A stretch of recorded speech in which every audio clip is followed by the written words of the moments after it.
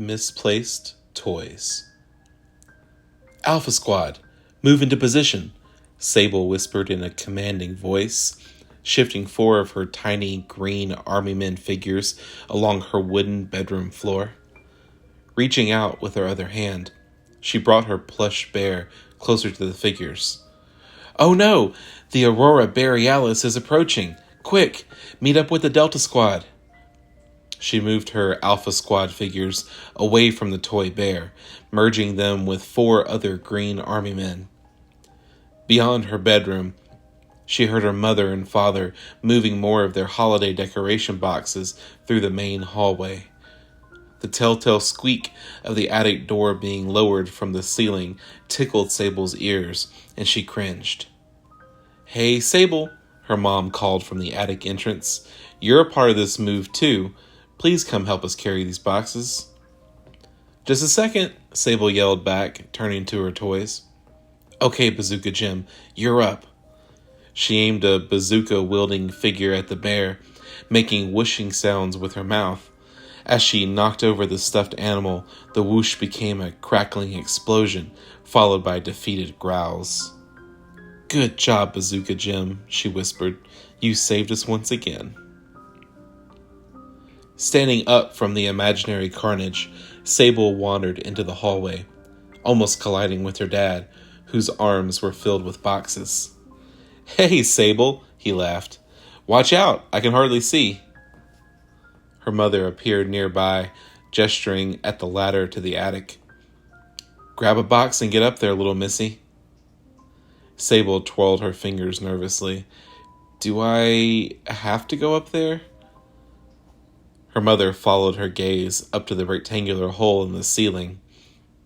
Look, I know moving to a new place can be scary, but this house will be a good thing, I promise. It's not that, Sable murmured. I didn't like her old attic either. They're scary and they're dangerous. Up in the attic, she heard her father laugh. Honey, just let her unpack her own stuff. I got this. Sable looked at her mother, nodding eagerly. Her mother sighed. Fine, take your... Hold up, her father interrupted. I thought you didn't like it up here. I don't want to find out, Sable replied. Well, then how did Bazooka Jim end up here? He pressed. He appeared in the attic entrance, waving the little green army man figure in his hand. I didn't put him up there, Sable stuttered. I was just playing with him in my room. She turned and walked back into her bedroom, hunting for her favorite toy, but he was nowhere to be found. No, it's definitely Jim, her father called. It's still got your name written on the bottom. I don't understand, Sable insisted. I've never been up there. She poked her head into the hallway, eyeing her father anxiously. Something else put him up there. So what, there's some kind of creature in the attic now, and it wants your toys? Her mother chuckled. Her father joined in. Well, there's no Bigfoot up here right now. Sable hesitantly took Bazooka Jim from her father's hand, slipping the figure into her pocket. Sighing, she grabbed one of her clothes boxes, carrying it into her room. A few hours later, as the sun began to set outside, Sable found herself running out of boxes to unpack, and her attention strayed back to her green army figures. At first, her gaze swept across the entire group, but when it reached Bazooka Jim, it stopped. How did you get up there, Jim? She whispered. A quick, rough sound, like crumpling paper, whispered across the wooden floor on the other side of the bed. She jerked her head in its direction, then at her bedroom doorway, through which she heard the faint chatter of the living room television. Hello? She said, creeping around the bed. At the last second, she pounced to the other side, trying to catch the culprit of the faint noise. Instead of a bug or mouse, like she expected, she only saw a tiny, triangular piece of glass. Sable moved closer to the object, examining it more closely. No, not just glass, a bit of mirror. Sable crouched and retrieved the broken mirror, slipping it into her pocket. A mystery, she announced, turning to her army figures. Whose mirror does this belong to? She grabbed two of the little green figures. Look Out Louie, who stood pointing forward with binoculars in hand, and Sniper Steve, who lay prone, peering through a long, tripod-mounted rifle. You two will watch my back while we explore, she said in her most commanding voice.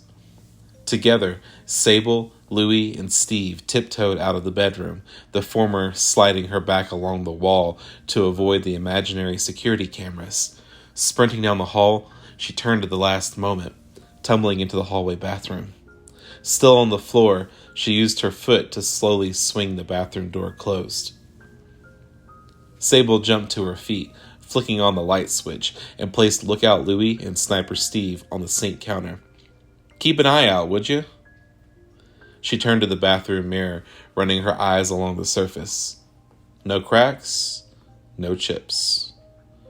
Something scratched at the inside of the bathtub, drawing her attention to the closed shower curtain.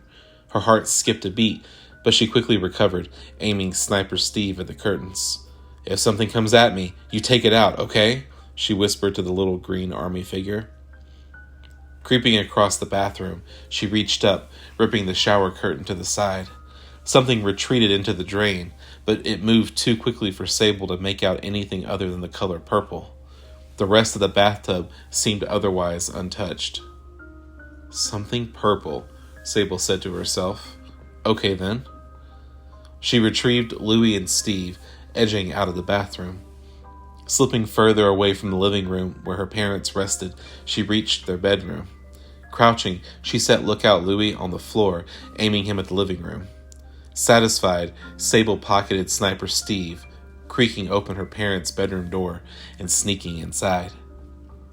The room was an absolute mess, with catty-cornered furniture and half-unpacked boxes strewn across the floor. Sable carefully stepped around the chaos, imagining them to be deadly landmines. Ahead, the boxes shuffled around, as if a shark lurked beneath the cardboard, its fin disturbing the debris. I see you, Sable whispered to the thing beneath the boxes, placing Sniper Steve on the nearby dresser. Steve, I'm trusting you. Keep one in the chamber. With that, she ran and jumped on her parents' mattress, swaying up and down on the squishy springs. Crouching, she leapt above the sea of boxes, planting her feet on top of the nearby nightstand. Sable turned toward her mother's vanity, soaring through the air a third time. This time, she barely stuck the landing, teetering back and forth on the lip of the vanity's stool. After a moment, she steadied herself, only turning to stick her tongue out at the creature beneath the boxes. Returning her attention to the vanity's mounted mirror, Sable pulled the glass clue from her pocket, holding it up. The vanity mirror didn't seem to be missing any cracks, but, moreover, it was also clean and polished. The piece of mirror that Sable had discovered was old, dusty, and a little yellowed. Dismayed, Sable carefully made her way back out of her parents' bedroom, collecting Sniper Steve and Lookout Louie along the way. She trotted back to her room, sighing dejectedly, and rounded the corner to flop onto her bed. Instead, she walked in on a complete mess, her tiny green army figures strewn haphazardly across the floor. Nothing seemed broken, but she knew that she'd left them all in their proper containers before she went on her mirror mission. But why would the purple creature be rummaging through her stuff? Her face went white. Bazooka Jim? She dropped to her knees, searching through the plastic carnage, but Bazooka Jim was nowhere to be found. Sable clenched her jaw. The attic. She rushed to the living room. Dad, I need your help. As she reached the couch, she saw her mother and father fast asleep, cuddling together. She tugged at her father's sleeve. Dad, wake up. I need you to go to the attic. He murmured something unintelligible before returning to his slumber. Sable sighed. It was up to her now. She marched back into her bedroom, collecting her Alpha Squad figures. Pocketing them, she moved into the hallway, jumping up and grabbing the rope to pull the attic door down. As the ladder unfolded, she shivered, heart pounding in her chest. She was terrified, almost to tears, but Bazooka Jim needed her help. Slowly, methodically, Sable ascended the attic ladder, hands shaking as they grasped each step. The dark rectangle loomed ahead, threatening to swallow her whole. Her head reached the top of the ladder, and she peeked into the blackness, looking around. The hallway light filtered up through the attic entrance, partially illuminating the cramped space. Sable saw some of her family's holiday decorations, along with other miscellaneous tools and furniture. Further back, though, against the walls, stood sheet-covered objects, remnants of the house's previous owners. Sable lifted herself into the attic, crawling to her feet. Retrieving her Alpha Squad figures, she aligned them around the attic entrance, their various weapons the four corners of the attic space. "Keep me safe until I get out," she whispered, turning to the collage of family history that stood before her. A quick, rough sound, like crumpling paper, caught her attention, drawing her to a particularly dusty corner. She tiptoed toward the sound, taking desperate gulps to soothe her dry mouth. Turning sideways, she squeezed past her family's boxes of holiday decorations, entering a tiny space with 3 sheet-covered pieces of furniture. Reaching to the left with a trembling hand, Sable ripped away the first sheet, revealing an old grandfather clock. The grime-covered glass face partially obscured the hour and minute hand, frozen at 11:11. Turning to the object on the right, she removed the second sheet, exposing a wooden rocking horse. The attic floor creaked beneath the weight of the toy as it leaned back and forth, kicking up dust. Coughing, Sable threw the sheet back on top of the horse, covering up the cloud.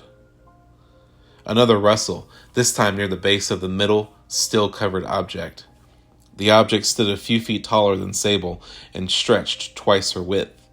Pulse pounding, she clutched at the final sheet, ripping it away. Beneath the covering stood an ornate, full-length mirror, its reflective glass filled with chips and cracks that revealed splintered wood beneath. One triangular gap caught Sable's eyes, and she removed the piece of mirror from her pocket, matching it. Something touched her foot, and she yelped, jumping back. Looking down, Sable saw Bazooka Jim standing on the attic floor, aiming the little plastic weapon of his namesake at the mirror. "Jim!" she exclaimed, crouching to the floor. "How did you—" The mirror rattled, interrupting her. From between the cracks in the glass flickered a dim, green light, illuminating the dark attic corner.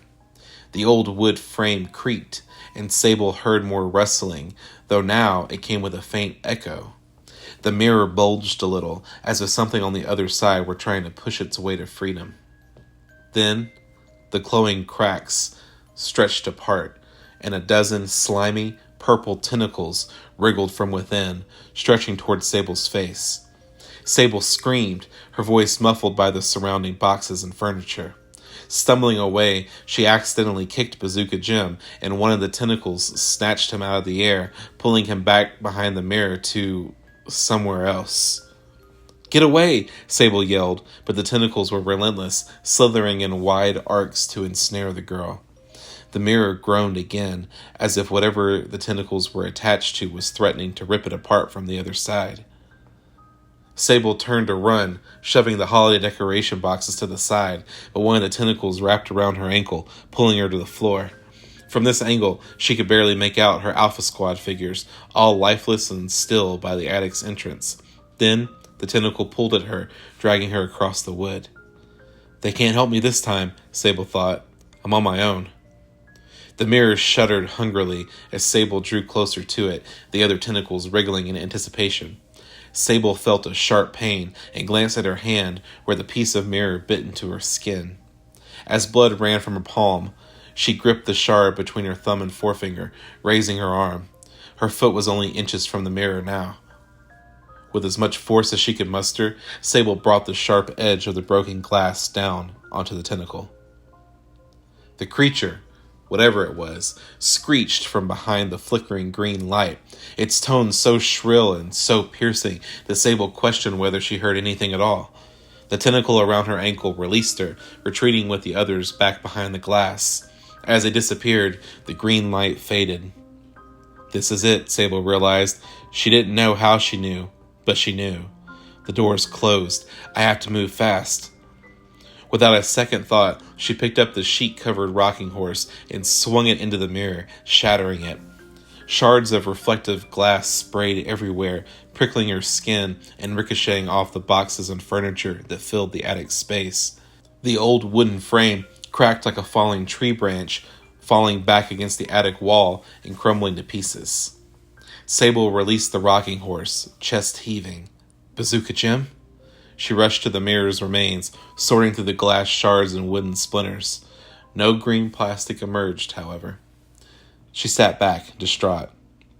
A good soldier died today, she thought, but he kept me safe. Her eyes shifted to the Alpha Squad, still perched by the attic entrance. And he won't die for nothing. The next night, Sable's parents tucked her into bed. Sable, are you sure you don't want to tell us what happened to your hand? Her father asked, gesturing to her bandaged palm. She shook her head. It's really okay. Bazooka Jim and I took care of it. Her father sighed, and her mother looked around the bedroom. Where are your army toys anyway? Sable smiled. They're on a secret mission. I'll play with them again someday. She closed her eyes, allowing her mind to drift to the attic above her head. In the corner, surrounding the remains of the still dormant mirror, stood a battalion of tiny green men, forever poised to keep Sable safe.